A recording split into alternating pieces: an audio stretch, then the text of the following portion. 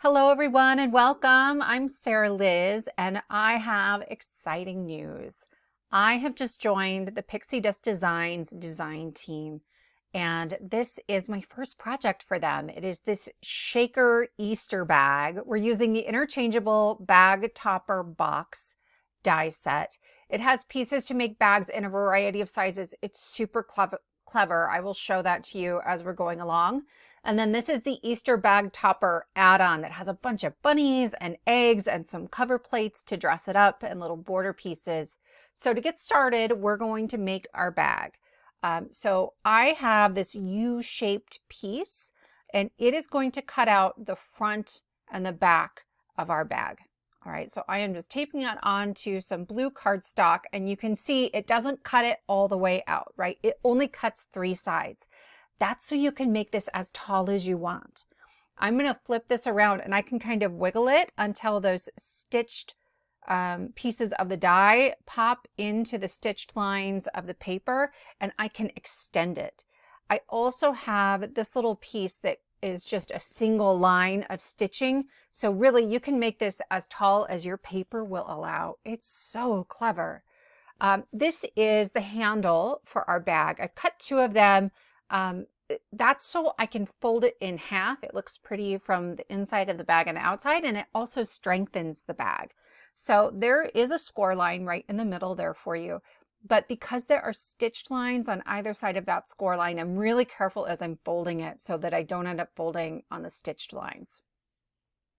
I am taking the top of my bag and I am just holding it up, overlapping it by 1 or 2 stitch lines and making a tick mark with my pencil so I know how tall I want my bag to be. In my trimmer, I am just using my finger to line that up right on the edge and I'm trimming to get a straight edge all the way up the side of my bag, and then I will cut mine slightly larger than 2 3/4 of an inch. But again, you can make this as tall as you want.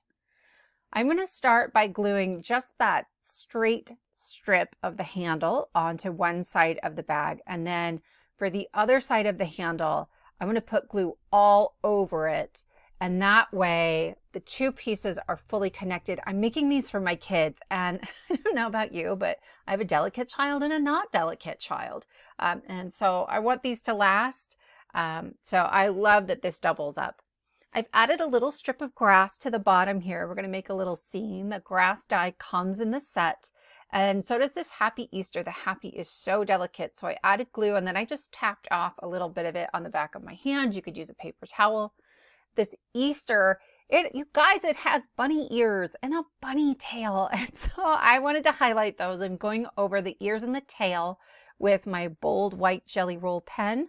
I'm going to forget to do it on camera, but I did add some white Stickles as well at the very end, just that like clear glittery one. And I love the shine that that brings. I'm going to add the Easter at an angle so that I have room for a bunny. There are 3 whole bunny dies on here. 2 of them are layering dies for a forward facing bunny. But I like this one, this cute little bunny butt, you guys. It's got a floofy tail. I am going over this with my very, very lightest gray alcohol marker. There are score lines for the neck and around the legs. And by the time this dries, it's almost not there, but it's just enough to kind of enhance the different parts of this shape. I think it really adds a little something. And then I will grab my glue and just add the little bunny tail. Like, look at that. Look at that.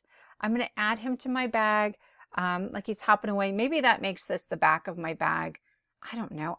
I love both sides of it, so I don't know which one's the front and which one's the back. There are 3 cover plates. They are going to cut a shape that will fit inside of the stitched lines of the bag, and I have cut this middle one that has sort of a cloudy top and then straight edges on the other 3 sides.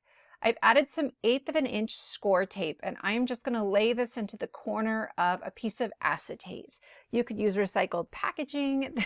This is left over from my early days of teaching when we still had overhead projectors in the classroom. I'm not even sure I ever used it for that, but I bought it, so I was prepared.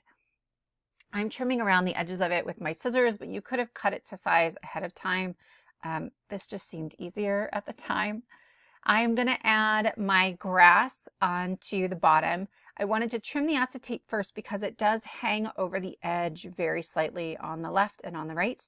And then I cut this cloudy border out of some white glitter cardstock. That cloud border also comes in this die set. And then this piece, you could use this instead, right? It cuts out all these little bunnies. It's got the nice stitching detail. It is just barely big enough for a gift card. If you cut little slivers, I'm talking like maybe 1/8 of an inch, and put them around the 3 sides, you could make a gift card holder out of that.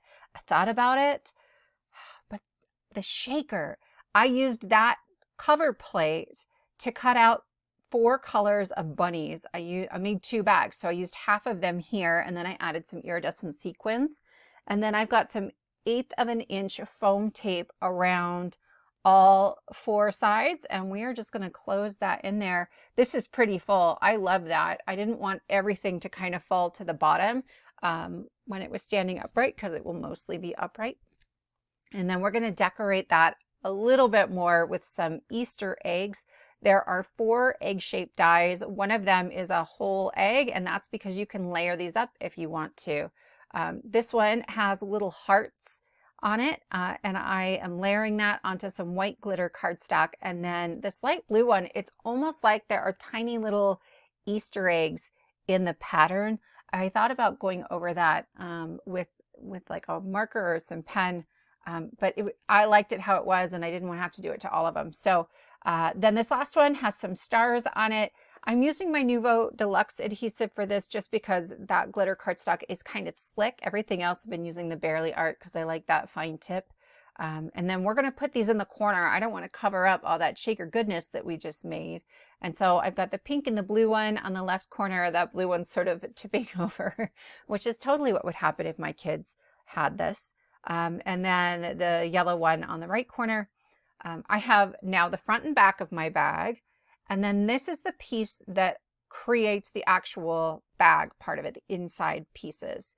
I'm just folding along all the score lines, and I love that on the side it has this sort of like triangle fold detail.